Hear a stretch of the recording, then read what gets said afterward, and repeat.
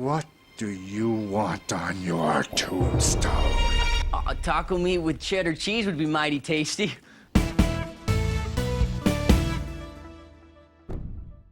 Welcome to 5 Points of Articulation. Today I'm taking a look at the Marvel Legends Spider-Man retro card Tombstone, which is a great opportunity to also revisit Hammerhead, who I've previously overlooked. Starting with the packaging, and both goons come on that classic Spider-Man animated series blister card. We got our big Spidey logo up there, Spidey himself perched up top next to the classic Marvel Comics logo, and the characters on the sides atop Fox Kids style billboards. Tombstone says hardened criminal. This is a play on his rock-like skin. Hammerhead says Magia Slugger. This is in reference to the fact that he's part of the Magia crime family. Fun fact, in the cartoon he was actually voiced by John DiMaggio. Where these characters differ is on the back. Both of them have artwork, classic toy style instructions, and a bio, but whereas Hammerhead shows other available figures, this new wave sadly does not. It's a shame too, because they look just like the old Toy Biz ones. Not worth docking them over though, so for packaging I'm giving Tombstone and Hammerhead 5 points. Moving on to presentation, Hammerhead hovers around 6 1/4 inches, whereas Tombstone towers over him at 6 3/4. Admittedly, Hammerhead's a bit on the short side, but there's actually a reason for that. He's mostly reuse of Happy Hogan, and the MCU figures tend to skew closer to actual 1/12 scale, whereas the comic versions are usually closer to 6 1/2 scale. Hammerhead does have a few new parts though. Happy has this open jacket, whereas Hammerhead has this jacket vest combo. Admittedly, it's very dapper, just don't be surprised when it gets in the way of articulation in the next category. While we're on the subject of the suit, I really love how it's painted. The red tie really stands out against the black shirt, and I am so impressed with all the pinstriping. Given Hasbro's propensity for cutting corners on things like painted web lines, this is a very welcome surprise. Another new piece I appreciate is his left fist, which includes some brass knuckles. I can't quite make out what it says, but if you know, sound off in the comments. The most striking new piece, of course, is Hammerhead's signature Hammerhead. For those of you who don't know, he's a gangster whose head was reconstructed with a combination of vibranium and adamantium to make it indestructible. It also makes him look like a ripoff of Dick Tracy villain Flat Top. Hasbro's done a great job, and he definitely has a lot of personality. That said, when it comes to personality, we've got to talk about Tombstone. Hasbro really went all out on this one. As near as I can tell, this is a completely new sculpt, as evidenced by just how big and bulky he is. Alonzo Lonnie Lincoln is a crime boss with heightened dexterity, hardened skin, and teeth filed to sharp points. He's often depicted as a gun for hire, and was the big bad of the Spectacular Spider-Man animated series. In inverse of the Hammerhead figure, he's in a black suit with a blue and black pinstripe shirt. One thing I appreciate is the matte finish of his suit in contrast to his shiny shoes. All around a pretty classy design, leastways more so than his classic look. Seriously, what are these pants? Moving on up to the face, we have that bone white skin and sinister smirk. Similar to Hammerhead, he also has a flat top, though in fairness those are all the rage in Spider-Man. I love the blood red eyes and pointed teeth, and there's a lot of subtle shadowing in there to bring all those details out, and unfortunately one tiny dot of misplaced red. For presentation, I'm giving Tombstone and Hammerhead 5 points. Moving on to posability, and thanks to the suits, these guys are a little bit limited. Hammerhead's head is on a dumbbell joint. Tombstone, however, is on a ball joint at the base of his neck. As such, he can't look up whatsoever, but Hammerhead gets a little bit. Hammerhead can also bring the hammer down, whereas Tombstone can't. He also doesn't really get any tilt, though that dumbbell joint means Hammerhead gets some great tilt. Fortunately though, both figures can look all the way around. This really is a baffling choice, and I'm just not sure at all why Hasbro did it this way. I have an idea, but I'm gonna wait till playability. Moving on down, and neither figure can raise their arms up much more than 45 degrees. No butterfly on either of them, but both do at least have bicep swivel, as well as double jointed elbows, with Tombstone being the deeper bend and also being pinless. And then at the ends of those arms, both figures have wrists that can swivel and hinge either up or down. Shifting to the torso, and nope. Tombstone does have something under there. It allows for that far back and that far forward. Looking at the Happy Hogan body, there is an ab crunch under there. This new outer layer just keeps it from functioning. Honestly, neither of them can do much more than twist. Below the belt though, and both figures have ball jointed hips. They can kick this high, with Tombstone being maybe ever so higher, and they can split this wide. Moving on down, and both figures have thigh cut. They also both have pinless double jointed knee with a pretty equivalent bend. It's interesting in Hammerhead's case, of course, because the legs are pinless pinless, whereas the elbows are not. I haven't exactly looked at every suited body, so I can't be sure, but I'm guessing that the arms were reused, whereas everything else was new. It doesn't bother me, but I know some of you really don't like that. And then all the way down, Tombstone's ankles can actually swivel, but both of them can hinge and pivot. Hammerhead benefits from better head articulation. Tombstone, however, benefits from better waist articulation and ankle swivel. For posability, I'm going to meet in the middle and give these two 3 points. Moving on to playability, and whatever limitations they had in the previous category, they more than make up for with accessories. Hammerhead, of course, is preloaded with fists, but he also has a pair of open hands, one of which being for accessory holding. I'm guessing this is reused because the brass knuckles are missing. And yeah, those are Happy Hogan's also. But the cool part is he comes with a baseball bat, hence the slugger part. Slugger?